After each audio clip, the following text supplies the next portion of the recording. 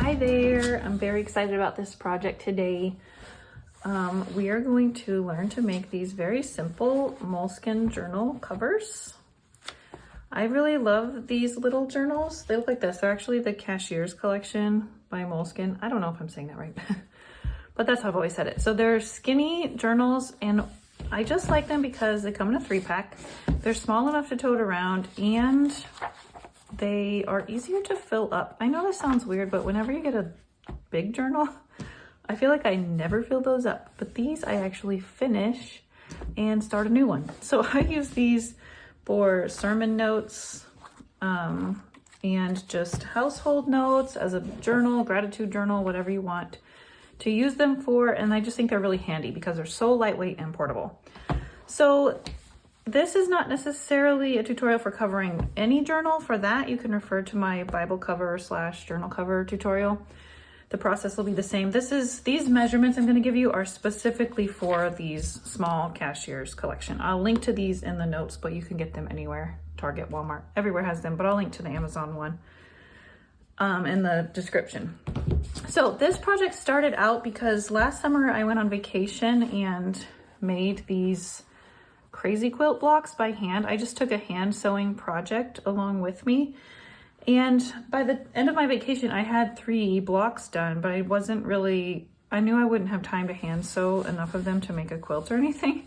So I just kind of pinned them to my board because they were cute and I just decided on what to do with them. And I wanted to make these little journal covers. So that's what I'm going to be using, is one of these blocks today. But you can also make one out of just a regular plain fabric, like this one.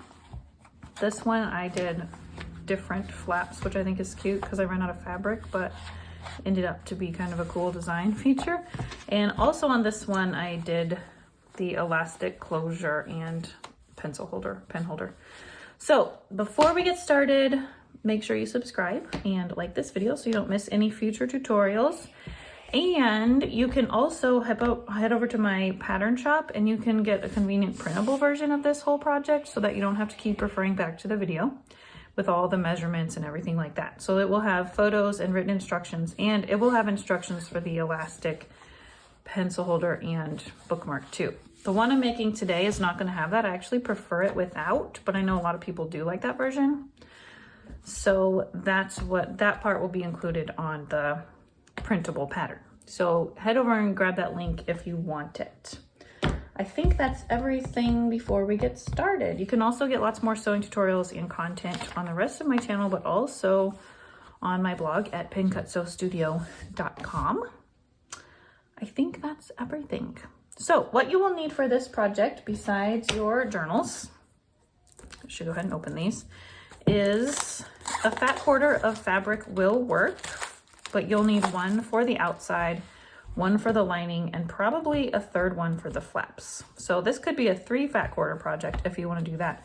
Otherwise, just grab some scraps. You can piece together a front like I have here. You could even do just simple stripes or half and half or anything to make it interesting. Or you can just use a cute print like this dog one. It's so cute. I got this in Hawaii, but I'm pretty sure it's a Japanese fabric.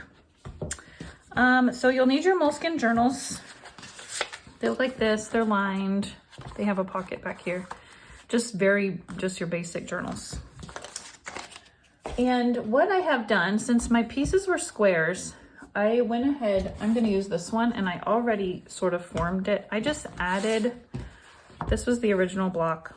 I just added more scraps to it until it was rectangular so I can cut out my piece from it. And I wanted to sort of angle my blocks on the journal like this. So I just sort of wrapped it and added pieces until it was big enough to cut.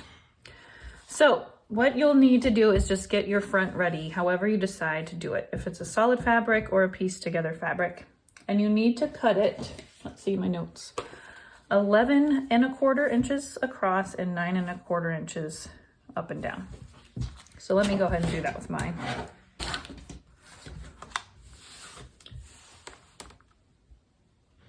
So I want it 11 1/4 this way.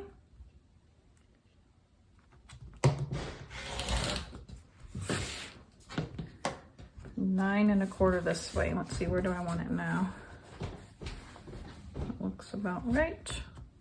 What?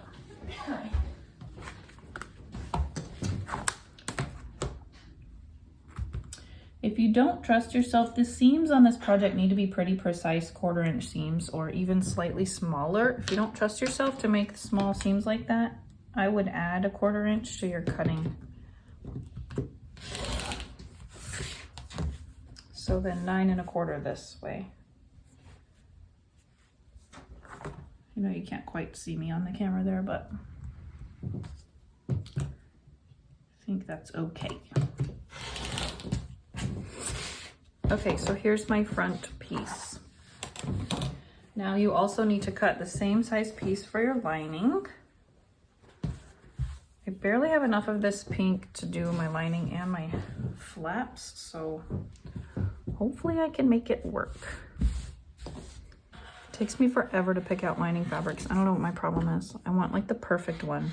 This one's not really perfect, but it will look fine.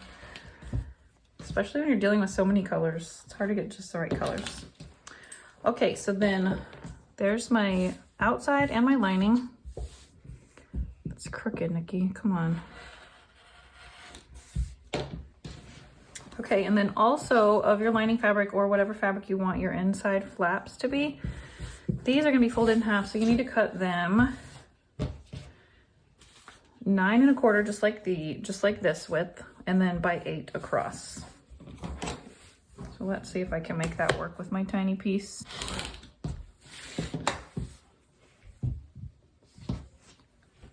Okay, I eked out my 2 flaps out of my pink fabric. So the last thing you're gonna need to cut is you need some interfacing. For my original one, my interfacing was a little bit stiffer, which worked fine. It was fine. And then for this one, this is more of a canvasy fabric. I didn't think it needed to be stiff, so I used this lighter weight. It's still somewhat, I think it's called shirt weight interfacing. Just use whatever you have. I'm gonna use this again for this one.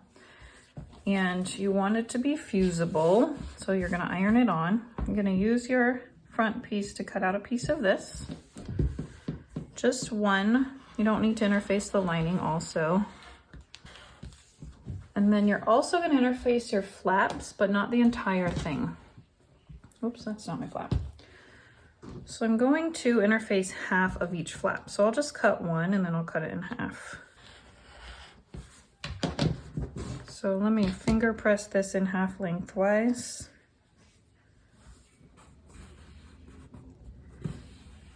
And then cut it apart.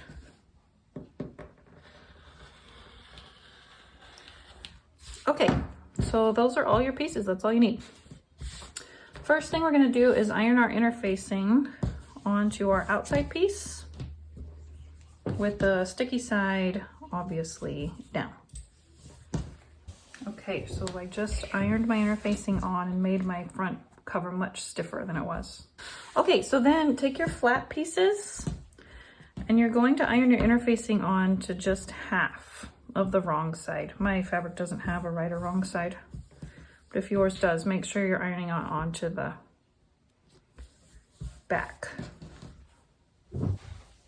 Okay, so I ironed my interfacing on to half, and then I went ahead and ironed my, what is it called? My flap in half this way.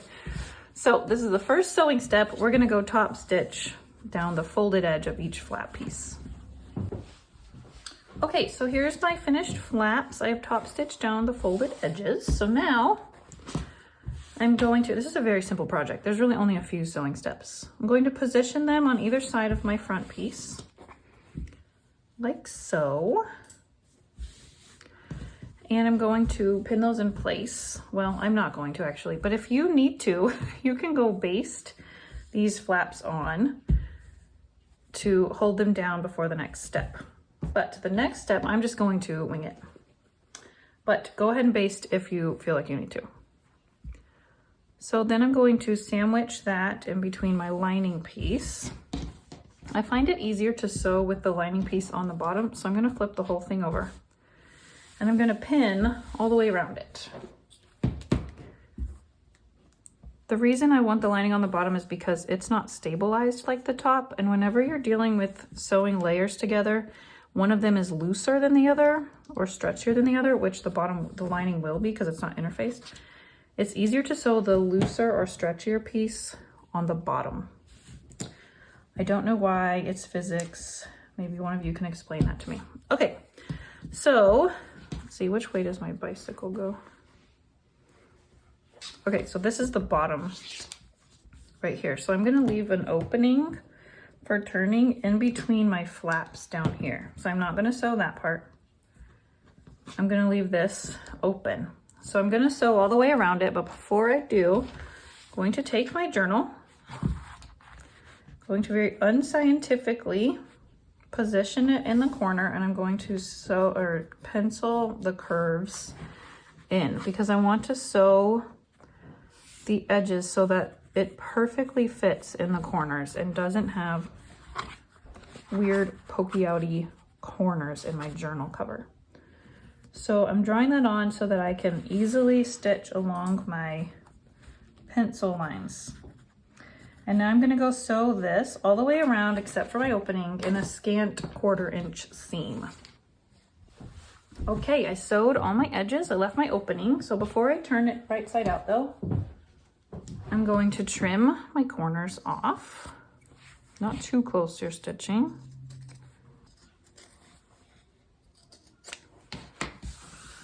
And then you can turn it right side out for your hole. It's a pretty small hole, but I haven't had an issue getting it out.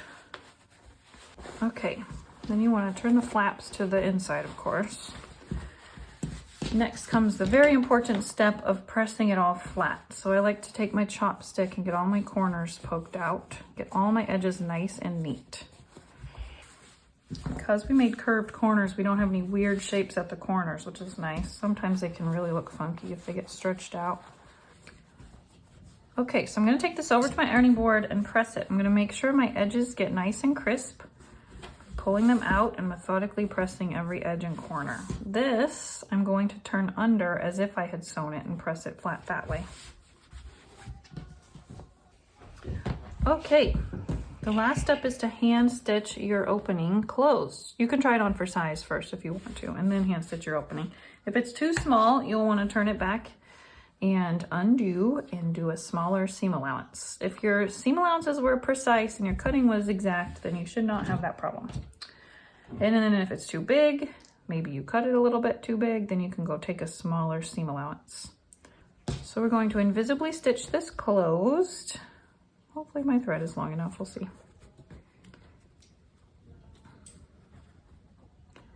Turning it under, you can put a pin in there if you want. I have this awkward seam there, but I think I can manage. Take small stitches so that they do not show from the outside. See how I'm barely grabbing the outside fabric and then barely catching the lining. My thread is barely gonna make it. Phew, it was just long enough.